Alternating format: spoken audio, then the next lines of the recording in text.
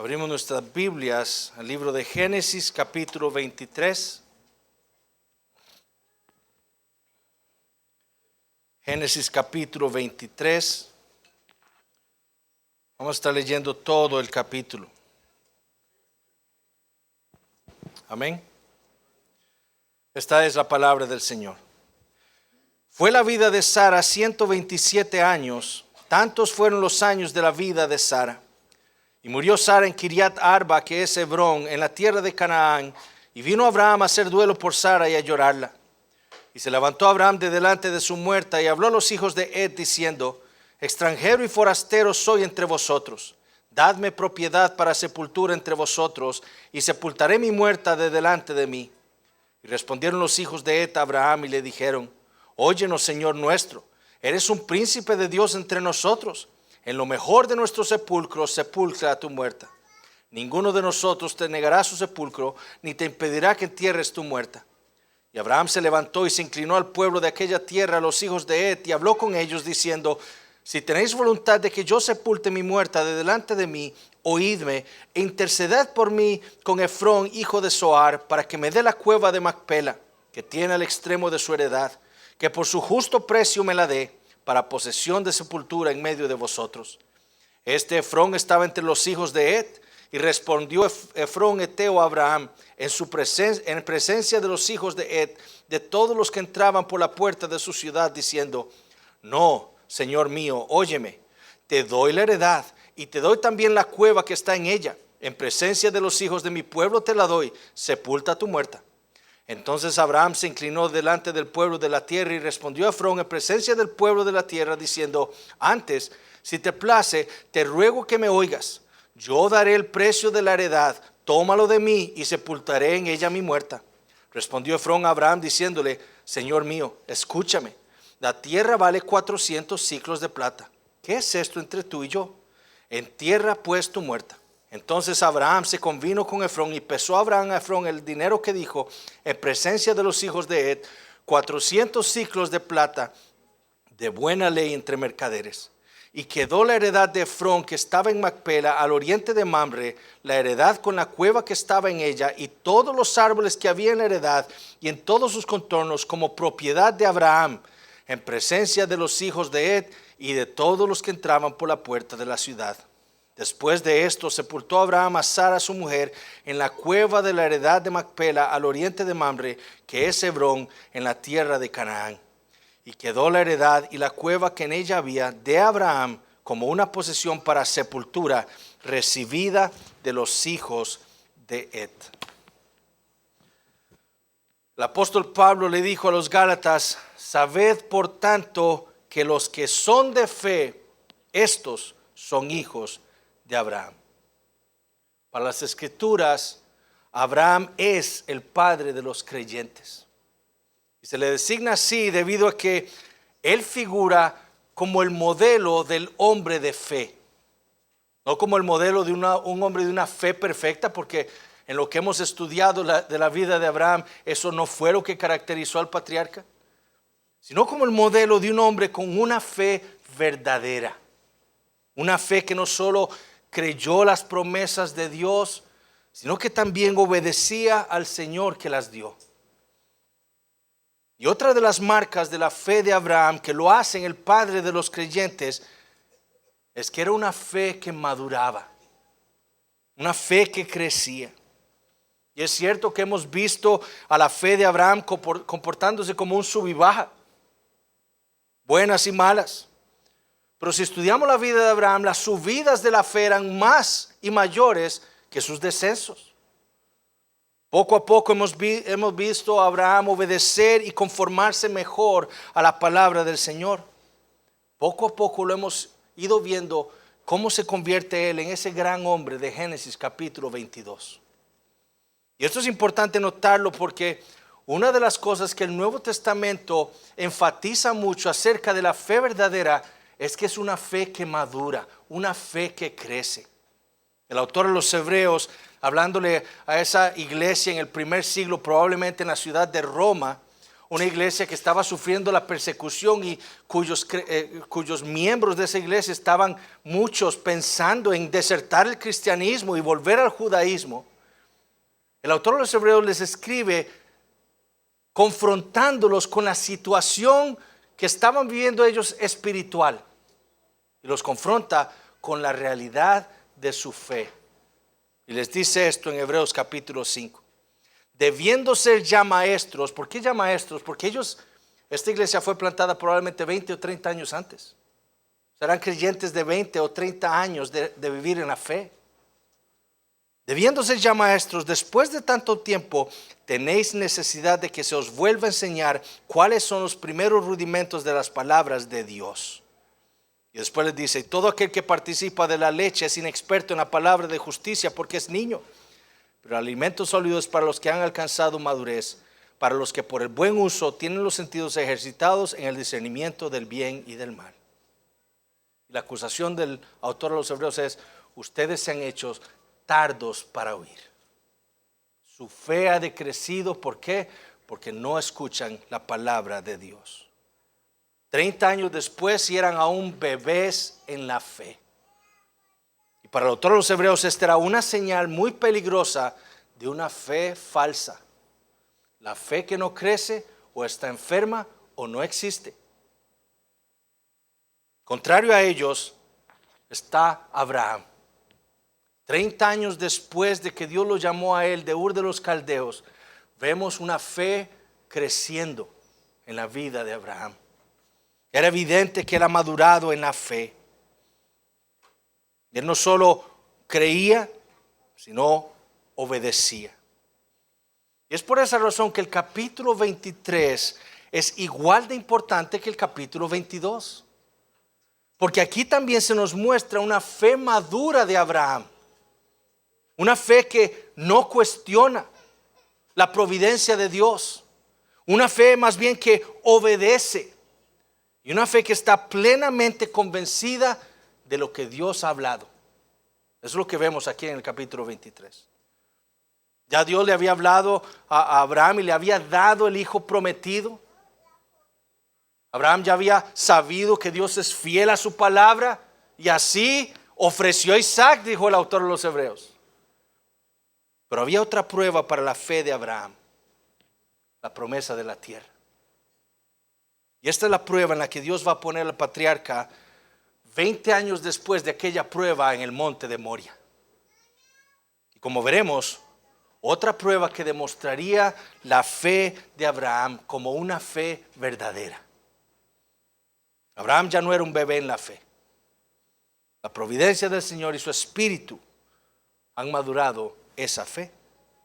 Y la manera en la que vamos a estudiar esta nueva prueba de parte del Señor será viendo tres cosas. Primero vamos a ver la muerte de Sara. En segundo lugar vamos a ver esta extraña negociación que tenemos aquí para una propiedad para Abraham. Y finalmente veremos la sepultura de Sara. Pero lo que quiero que veamos al final, después de exponer el pasaje, es que la muerte de Sara y su sepultura funcionan como el marco para esta narrativa de esta negociación de una propiedad para Abraham que está en el centro de nuestro texto. ¿Qué tiene que ver la muerte de Sara y su sepultura con esa negociación? Bueno, eso es lo que nos corresponde averiguar, porque ese es el punto de Génesis capítulo 23. Veamos entonces el primer punto del sermón, la muerte de Sara. Moisés comienza esta nueva narrativa en la vida de Abraham, registrando, como leímos, la totalidad de los años que vivió Sara en esta tierra. Fue la vida de Sara, dice el versículo 1, 127 años, tantos fueron los años de la vida de Sara. Abraham tenía para entonces 10 años más, o sea, tendría 137 años. Isaac tendría 37 años. Recuerden, si Sara tuvo a Isaac cuando ella tenía 90 años y ahora murió a los 127, Isaac tiene entonces 37 años de edad. Abraham aquí ya se había movido de Gerar, en donde estuvieron 20 años antes, hacia Kiriat Arba. Se habían movido del sur de la tierra prometida hacia Hebrón, el centro de la tierra de Canaán. Y fue estando allí que se nos dice a nosotros que Sara muere. Ahora, ¿de qué murió Sara? ¿Será que se enfermó de algo? No lo sabemos. Muy probablemente fue la vejez. Poco a poco ella se fue deteriorando hasta morir. ¿Habrá sido ese deterioro en su salud lo que motivó a Abraham a moverse de Gerar hacia el centro de la tierra de Canaán? Eso tampoco lo sabemos. Ni siquiera sabemos, se nos dice aquí cuánto tiempo antes habían llegado Abraham y Sara a Hebrón, antes de que ella muriera o enfermara y muriera. Pero de nuevo, esas son las preguntas que surgen al analizar el texto. Lo que sí sabemos es que Moisés, inspirado por el Espíritu Santo, quiso dejar registrado no solo la muerte de Sara, sino también la totalidad de los años de la vida de ella. De hecho, Sara es la única mujer en toda la Biblia cuyos años de vida son registrados. No hay otra mujer en la historia bíblica de quien se registre esto. Y esto nos indica a nosotros la importancia que tenía Sara para el pueblo de Dios. Así como Abraham era el padre de los israelitas, Sara era su madre. Como le dijo el Señor al pueblo de Israel por medio del profeta Isaías: mirad a Abraham vuestro padre y a Sara que os dio a luz. Pues Sara era una mujer muy reverenciada para el pueblo de Israel también. Y es después de quizás 70 años de matrimonio. Imagínense 70 años. Mi esposa y yo tenemos 16 años. Abraham y Sara tenían 70 años. Si nosotros pensamos que o suponemos que Abraham se casó a los 40, que era la edad más o menos cuando los hombres tendían a casarse. Isaac se va a casar a los 40 años de edad. Entonces, un poco más de 70 años llevaban Abraham y Sara casados cuando Sara muere. Después de todas esas cosas que pasaron juntos, después de haber salido juntos de Ur, de haber peregrinado por toda la tierra de Canaán de lado a lado, de haber sufrido tantos peligros juntos, también después de haber visto tanta bondad de parte del Señor para sus vidas juntos, le llegó a Sara el tiempo de su muerte. Y lo que Moisés nos dice nada más es que en aquel día Abraham vino a hacer duelo por Sara y a llorarla. Es claro obviamente que Abraham amaba a su esposa. Sara era su princesa, es lo que Sara significa. Era su compañera de peregrinaje en esta vida. Era la mujer con quien Dios le había dado al hijo de la promesa. Era apropiado entonces que él hiciera duelo por ella, que la llorara. Él iba obviamente a extrañar, hablar con ella, reír con ella. Quizás iba a extrañar hasta pasar sus últimos años de vida junto a Sara. Nosotros los esposos podemos decir, ¿verdad? Ojalá me muera yo primero, antes que mi esposa. Bueno, quizás todas estas cosas están pasando por la mente de Abraham. Pero Abraham hizo duelo y la lloró. Ahora preguntémonos esto: ¿por qué razón le quitaría la vida el Señor a Sara? Ella era más joven que Abraham. Usualmente pensamos que el más viejo es el que se muere primero. ¿Por qué no permitirle a Abraham, al hombre que él llamó, de que vendría la simiente prometida, más años de vida junto a su esposa amada? Bueno, eso es lo que Moisés quiere que veamos, mis hermanos. Por eso es que Moisés, inspirado por el Espíritu Santo, registra este evento de la muerte de Sara. Lo que Moisés quiere que veamos es que la muerte de Sara es la nueva prueba que Dios está trayendo a la vida de Abraham. Y lo que vemos en esta nueva crisis, por así decirlo, en la vida del patriarca, de esta nueva circunstancia que Dios ha traído a su vida, hace que Abraham, en lugar de seguir los pasos que había seguido antes de incredulidad en el pasado, más bien sirva para que Abraham afirme aún más su fe en la palabra del Señor. La muerte de Sara, que es la crisis que ha venido nuevamente a la vida de Abraham, la muerte de su esposa, su princesa, su amada, la mujer con la que ha compartido 70 años de su vida. En lugar de hacer que Abraham se desviara en incredulidad, hacen que Abraham afirme más su fe y confianza en el Señor. Notemos que Abraham aquí no se enoja con Dios. Él no le acusó a Dios de haberle hecho mal. ¿Cómo me has quitado a mi esposa? Él no dudó de su sabiduría tampoco. Solamente se nos dice que Abraham hizo duelo por su esposa y la lloró. Pero su fe, como veremos en un momento, se mantuvo firme en el Señor y en sus promesas. Y como hemos dicho a lo largo de todas estas semanas, mis hermanos, eso es lo que Dios desea producir en cada uno de nosotros con cada prueba que Él trae a nuestras vidas. Ninguna de ellas es para hacernos mal. Ni la muerte de nuestro esposo o esposa, ni la muerte de nuestro padre o madre, ni la muerte de un hijo, son traídas por el Señor a su pueblo para hacernos mal. Abraham no pensó que Dios le había hecho el mal al quitarle a Sara. Él sabía que el propósito de Dios para con los creyentes siempre es su bien, fortalecer su fe, que pudieran confiar más en Él, en su sabiduría, en su poder, en su bondad, en su misericordia hacia ellos. Ese es siempre el propósito de Dios para las pruebas que Él trae a nuestras vidas. Abraham estaba seguro de que Dios sabía lo que estaba haciendo. Él ya lo vivió 20 años antes en Moria. Él entendió que Dios en su sabiduría se había llevado a Sara y lo había dejado a él viudo. Dios sabe por qué me dejó viudo. Y de nuevo, en lugar de dudar, confió en el Señor y en sus promesas. Y esto es lo que vemos a partir del versículo 3. Con toda esta negociación de una propiedad para Abraham. Ese es el segundo punto. Esta nueva prueba del Señor sirve entonces para confirmar la fe de Abraham. Inmediatamente después del duelo y llorar a su amada esposa, nos dice a Moisés esto en el versículo 3.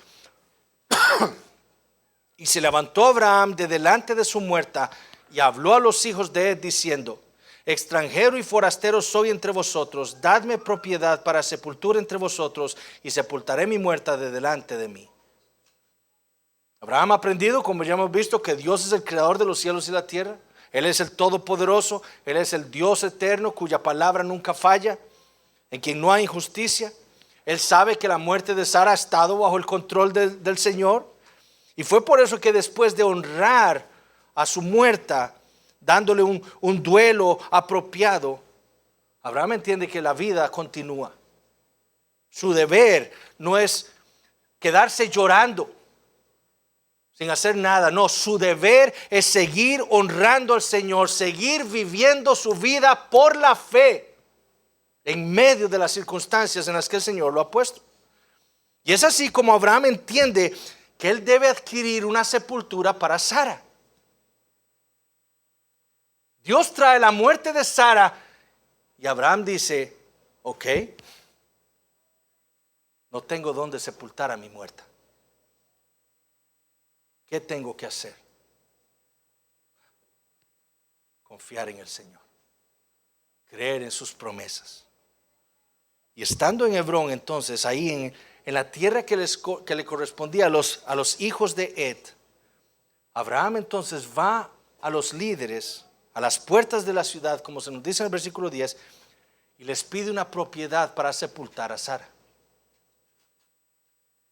Recuerden que eran las puertas de la ciudad donde se hacían todo este tipo de negocios.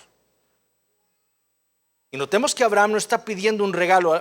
Abraham no está implorándoles: por favor, regálame un pedacito de la tierra para sepultar a Sara. Abraham más bien desea negociar con ellos la compra de una propiedad. Ese dadme implica una transacción económica. Él dice: dámela por justo precio. Y notemos cómo se introduce Abraham a los hijos de Ed: extranjero y forastero soy entre vosotros. A pesar de que Dios le había prometido a Abraham la tierra de Canaán, Abraham aún no la posee.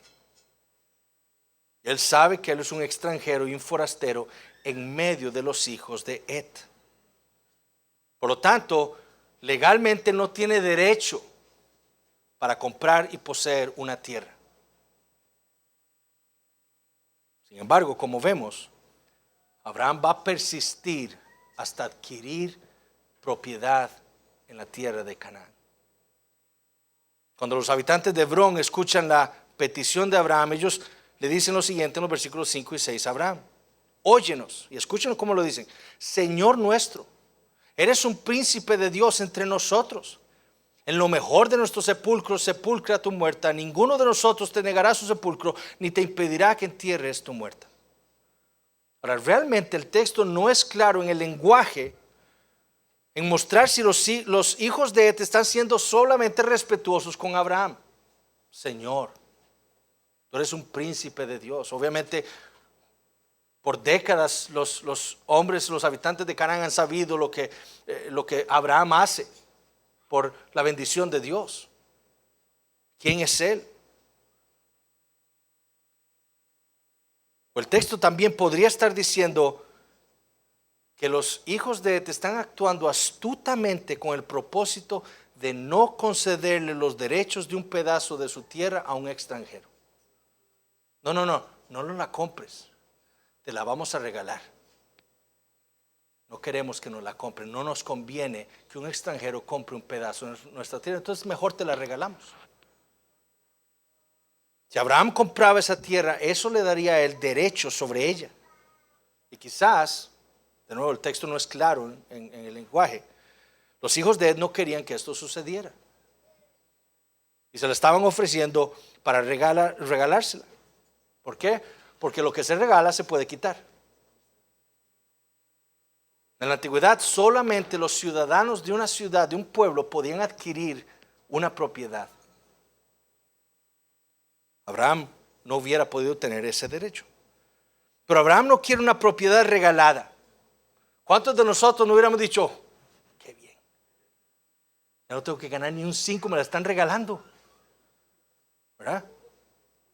Esa es la mentalidad del mundo. Abraham no pensó así. Abraham estaba determinado a confiar en el Señor. Yo no quiero nada de ellos regalado, nada del mundo.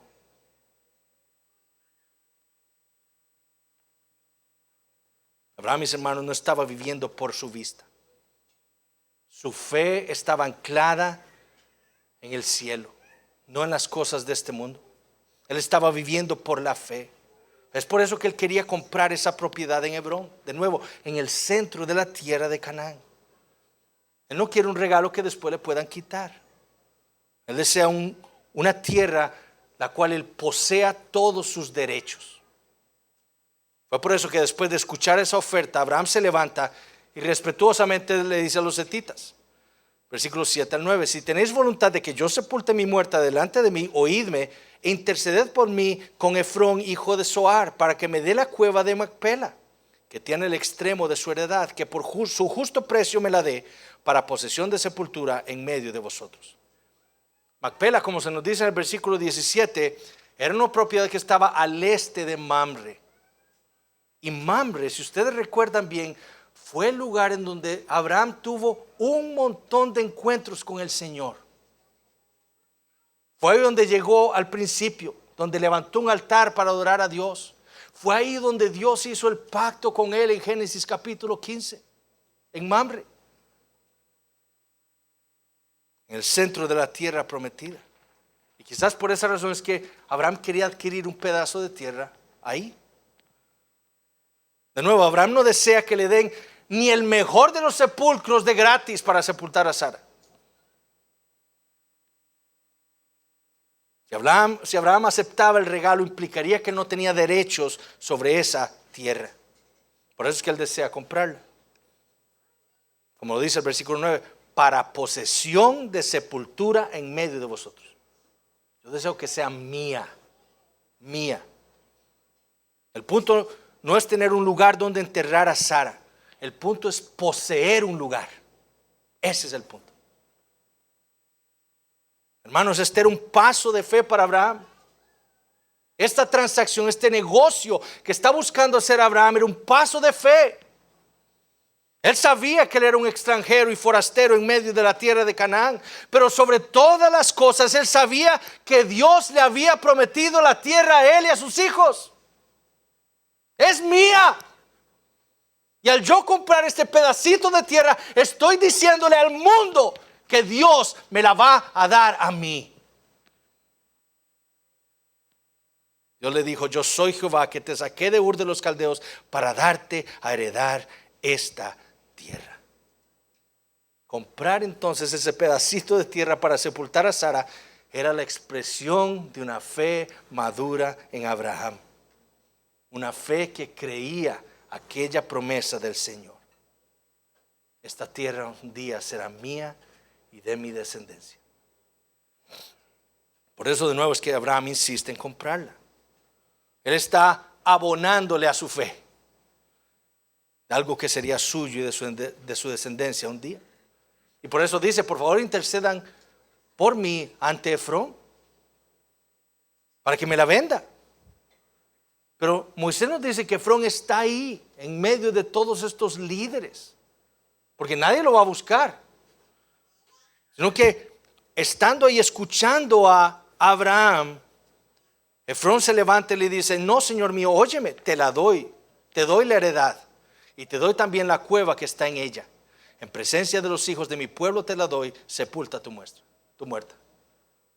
Entonces Efrón le dice: no solo te doy la cueva, te doy la heredad en donde está la cueva.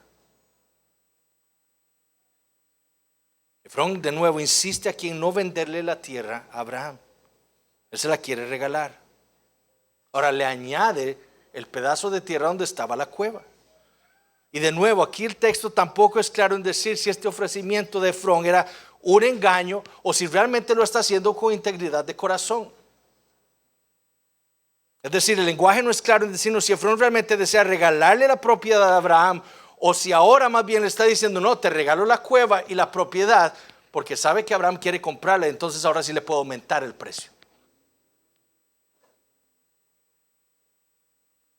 Abraham rechaza el regalo y negocia nuevamente con Efrón directamente. Y de nuevo vemos que Abraham hace esto, y esto es muy importante, delante de los ancianos de la ciudad, a las puertas de Hebrón. Abraham está siendo prudente y sabio en lo que está haciendo. Porque es importante que lo hiciera delante de los líderes de Hebrón y a las puertas de la ciudad, para que quedara claro que él nunca hizo un engaño. Él compró la tierra justamente, legalmente. Nadie va a poder decir: es que Abraham engañó a Efrón. No, esto se hizo delante de los líderes, a las puertas de la ciudad, abiertamente, para que nadie diga que yo hice algún engaño. Por eso es que Moisés insiste en que Abraham hizo esto delante del pueblo de la tierra, a Efrón, en presencia del pueblo de la tierra. El negocio debía quedar claro. Abraham no quería que la compra fuera puesta en duda. Por eso le dice: yo daré el precio de la heredad, tómalo de mí y sepultaré en ella mi muerta. Y entonces viene la tercera negociación. Efrón entonces le dice a Abraham: señor mío, escúchame, la tierra vale 400 siclos de plata. ¿Qué es esto entre tú y yo? Pareciera más que esto es un engaño para que Abraham le dé más plata de lo que valía ese terreno. Realmente nosotros no sabemos cuánto dinero correspondería ahora a 400 siclos de plata. Lo que sí parece ser es que era muchísimo dinero. En 2 Samuel 24:24 se nos dice que el rey David compró la heredad en la cual se iba a construir el templo de Jerusalén en 50 siclos de plata. Probablemente 400 siclos será muchísimo dinero, más de lo que valía ese terreno. Pero notemos lo que hace Abraham. O mejor dicho, notemos lo que no hace Abraham. Abraham no negocia con Efrón. No le regatea. Él no le dice, Efrón, no, 350. ¿Verdad? No, 400. Ya dijiste, aquí están. Y Abraham pesa los 400 ciclos de plata y se los da a Efrón. De nuevo, Abraham no regatea. ¿Por qué? Porque él quiere dejar claro, yo no engañé a Efrón. Él me dijo su precio. Todos ustedes lo escucharon y yo le di lo que él me pidió. Yo nunca le regateé por menos. Yo soy el verdadero dueño de esta tierra. Como dice en el versículo 16, se lo dio de buena ley entre mercaderes. O sea, fue algo totalmente legal. Para todos quedó claro. Abraham entonces ahora era el dueño legal de aquella propiedad. Y por eso Moisés dice esto en los versículos 17 y 18. Y quedó la heredad de Efrón que estaba en Macpela al oriente de Mamre, la heredad con la cueva que estaba en ella y todos los árboles que había en la heredad y en todos sus contornos como propiedad de Abraham, en presencia de los hijos de Ed y de todos los que entraban por la puerta de la ciudad. En la antigüedad hasta los árboles se contaban. En mi propiedad hay 10 árboles. Hasta eso se contaba. Y por eso Moisés incluye los árboles que estaban en la propiedad que ahora era de Abraham. Nadie, ninguno de los hetitas podría decir ahora lo contrario, porque todo se hizo legalmente delante de los ancianos y a las puertas de la ciudad de Hebrón. Abraham entonces, después de la muerte de su amada esposa, necesitando un lugar para enterrarla, da un paso de fe. Para eso sirve el relato de la muerte de Sara. Esta es la prueba que Dios trajo a él. Ahora, ¿qué vas a hacer? ¿Qué vas a hacer con tu muerta? No tienes dónde enterrarla. Y Abraham dice, pero esta tierra es mía. Esta tierra es mía porque Dios me la ha prometido. Voy a abonar a esa promesa de Dios comprando un pedacito de ella para enterrar a Sara. Y eso fue lo que hizo. Esa es la fe de Abraham. Una fe que confía plenamente en la palabra de Dios. Y al comprarla, Abraham estaba diciendo por la fe, de manera figurada, esta tierra es mía. Mía y de mi descendencia. Y por eso es que este es el punto central de este texto en Génesis 23. Es la fe de Abraham. En medio de la crisis que Dios trajo a su vida con la muerte de Sara. No solo había confiado en ese Dios que le había prometido el hijo prometido, sino que también confió en la promesa que Dios le había dado acerca de la tierra. Y al comprarla dijo, yo confío en la palabra de Dios que me dijo, esta tierra será tuya. E inicio adquiriendo este pedacito de tierra en el centro de Canaán. Ahora, ¿qué hizo Abraham después de comprar la heredad? Este es el tercer punto del sermón. Abraham ahora es el dueño de ese pedacito de la tierra prometida. Él ha dado un paso de fe al adquirirla. Ha dejado claro que él confía en la promesa del Señor. Y ahora que es suya, entonces procede a enterrar a su esposa. Y así es como lo dice Moisés en los versículos 19 y 20. Después de esto sepultó Abraham a Sara su mujer en la cueva de la heredad de Macpela al oriente de Mamre, que es Hebrón, en la tierra de Canaán. Y quedó la heredad y la cueva que en ella había de Abraham como una posesión para sepultura recibida de los hijos de Ed. Este pedacito de tierra, mis hermanos, le serviría de memorial para el pueblo de Israel de la fe de Abraham. Ustedes van ahora a este lugar, lo que hay levantado es una mezquita musulmana.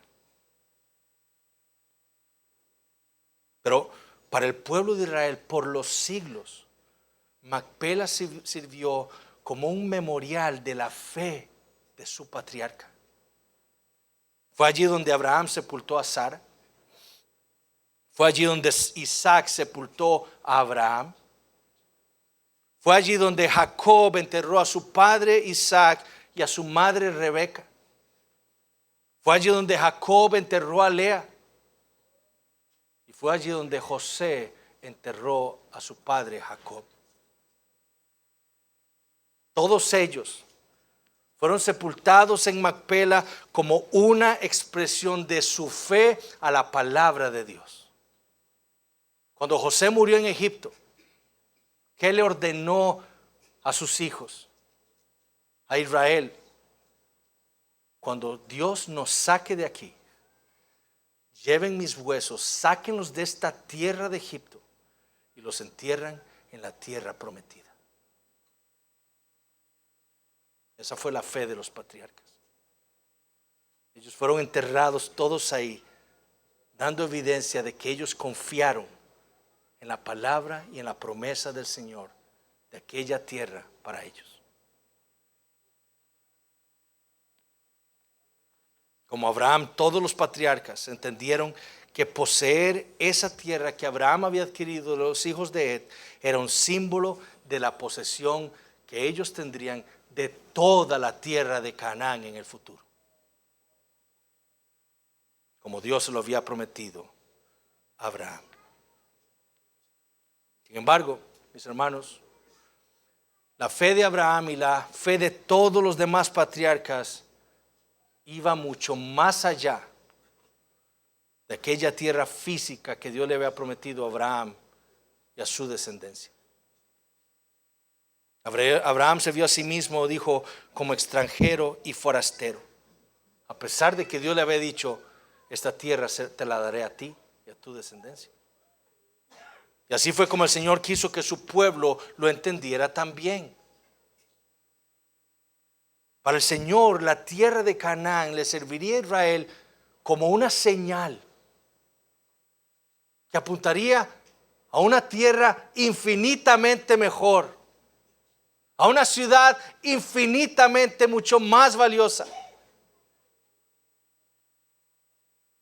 Fue por eso que le dijo Israel por medio de Moisés lo siguiente, Levítico 25:23. La tierra no se venderá a perpetuidad, porque la tierra mía es, pues vosotros, forasteros y extranjeros, sois para conmigo. ¿Cómo quiero yo que ustedes, israelitas, mi pueblo, que se vean como extranjeros y forasteros en esta tierra? Cuando David coronó a su hijo Salomón, porque le iba a suceder en el trono, dijo esto en la oración. Porque ¿quién soy yo y quién es mi pueblo para que pudiésemos ofrecer voluntariamente cosas semejantes? Pues todo es tuyo y de lo recibido de tu mano te damos, porque nosotros, extranjeros y advenedizos, somos delante de ti como todos nuestros padres, y nuestros días sobre la tierra cual sombra que no dura. ¿Qué entendió David de sí mismo y de su pueblo? Somos extranjeros y advenedizos como Abraham, Isaac y Jacob lo fueron, estando en la tierra ya prometida. En el Salmo 39:12, David repite la misma verdad. Oye mi oración, oh Jehová, y escucha mi clamor. No calles ante mis lágrimas, porque forastero soy para ti y advenedizo como todos mis padres. Cuando el autor de los Hebreos recuerda la vida y muerte de los patriarcas de Israel, él dijo esto en el capítulo 11 de su epístola. Por la fe Abraham, siendo llamado, obedeció para salir al lugar que había de recibir como herencia, y salió sin saber a dónde iba. Por la fe habitó como extranjero en la tierra prometida, como en tierra ajena, morando en tiendas con Isaac y Jacob, coherederos de la misma promesa, porque esperaba la ciudad que tiene fundamentos, cuyo arquitecto y constructor es Dios. Por la fe también la misma Sara, siendo estéril, recibió fuerza para concebir y dio a luz aún fuera del tiempo de la edad, porque creyó que era fiel quien lo había prometido. Por lo cual también de uno, y ese ya casi muerto, salieron como las estrellas del cielo en multitud, y como la arena innumerable que está a la orilla del mar. Conforme a la fe murieron todos estos sin haber recibido lo prometido. Abraham, Isaac, Jacob nunca recibieron la tierra. El único pedazo de tierra que Abraham poseyó de Canaán fue en Macpela, nada más. sino mirándolo de lejos y creyéndolo y saludándolo y confesando que eran extranjeros y peregrinos sobre la tierra. Porque los que esto dicen claramente dan a entender que buscan una patria. Pues si hubiesen estado pensando en aquella de donde salieron, ciertamente tenían tiempo de dónde volver. Si Abraham hubiera estado pensando, hay otra tierra para mí. Si hubiera sido Ur, tiempo hubiera tenido Abraham para devolverse. Pero no lo hizo. ¿Por qué? Porque era otra patria la que estaba esperando Abraham, Isaac y Jacob. Pero anhelaban una mejor, esto es, celestial. Por lo cual Dios no se avergüenza de llamarse Dios de ellos, porque les ha preparado una ciudad. Abraham, mis hermanos, compró Macpela por fe, demostrando que él confiaba todo lo que el Señor le había prometido. Pero él vio mucho más allá de esa tierra física de Canaán. Él pudo ver que la ciudad que Dios le había prometido era la ciudad celestial. Abraham no se vio a sí mismo como un ciudadano de Canaán. Él se vio a sí mismo como un ciudadano del cielo. Su patria era la Jerusalén espiritual. Por eso vivió como vivió, en tiendas, como peregrino y extranjero en medio de Canaán. Él no hizo de este mundo su morada permanente, porque su morada estaba en el cielo con Dios. La pregunta para nosotros entonces el día de hoy ¿es así como me veo yo? ¿Es así como entiendo que yo debo vivir, Eduardo Flores, en este mundo, en esta vida? ¿Es así como yo estoy viviendo?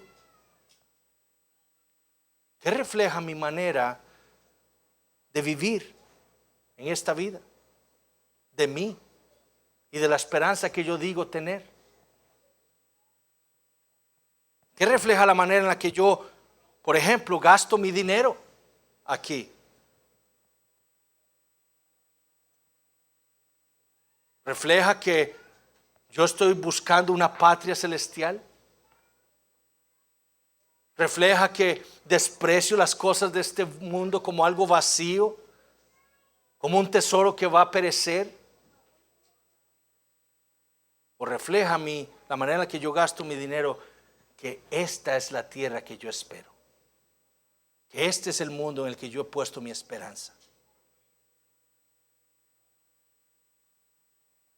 Porque realmente hay cristianos que por su manera de vivir pareciera que tienen su esperanza y sus deseos aquí. Muchos están haciendo tesoros aquí en la tierra. ¿Por qué? Porque no han visto por la fe los verdaderos tesoros que tiene Dios para su pueblo en la eternidad. Se aferran a su dinero, se aferran a sus cosas, se aferran a sus relaciones, porque su esperanza está en este mundo. Hermanos, el Señor nos ha hecho pasar por distintas cosas en este año. Algunos han experimentado cosas duras y difíciles. Pero el deseo de Dios con cada una de esas pruebas es arrancar la dependencia que nosotros tenemos a este mundo de nuestros corazones. Que nos acerquemos más a Él, que confiemos más en su palabra, que le obedezcamos mejor, que vivamos por la fe. Pero hermanos, ¿cuántos de nosotros estamos viviendo igual que como comenzó el año 2023? Puestas las cosas en esta vida, viviendo el mismo cristianismo que hace 1, 2 o 3 años, con el mismo compromiso a Cristo y a su iglesia, viniendo simplemente a sentarse y salir, sentarse y salir. Cuando hay hermanos que necesitan nuestras exhortaciones, nuestras oraciones, nuestro apoyo. Cuando hay una iglesia que necesita hermanos fieles, maduros en la fe, para ayudar a los pastores a pastorear la grey.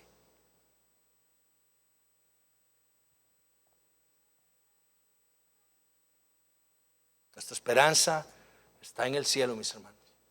Esa es la patria de todo cristiano.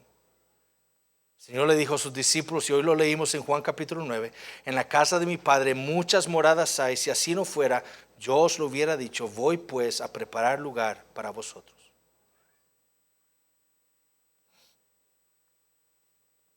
Las cosas que el Señor trajo a nuestras vidas en este año sirvieron entonces para hacernos crecer, para arrancar de nuestros corazones nuestro apego a este mundo y a las cosas de este mundo. Sirvieron. Porque en Abraham sí sirvieron. Abraham sí, cada prueba trajo más madurez a la vida de Abraham. ¿Es eso lo que estamos viendo en nuestras vidas? ¿En nuestra fe? Eso es algo en lo que debemos meditar muy cuidadosamente. La madurez espiritual, mis hermanos, nos hace aferrarnos cada vez más al cielo y cada vez menos a esta vida. Esa madurez nos hace amar, como cantábamos ahora, la vida mundana. Detestar la vida mundana.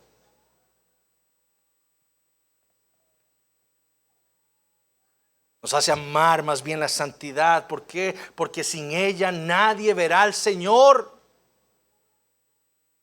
Sin la santidad ninguno gozará de la patria celestial. Por eso el creyente que está madurando en la fe anhela cada vez más la santidad. Porque anhela esa patria. Porque su esperanza está puesta en los cielos, en la vida eterna. Hermanos, nosotros antes que costarricenses somos celestiales. Y la primacía de esa nacionalidad es la que debe marcar la manera en la que vivimos en Costa Rica. Todo tico que nos vea a nosotros en la calle debe decir, este no parece tico, este es de otra nacionalidad. Nosotros le deberíamos decir, sí, mi patria es el cielo.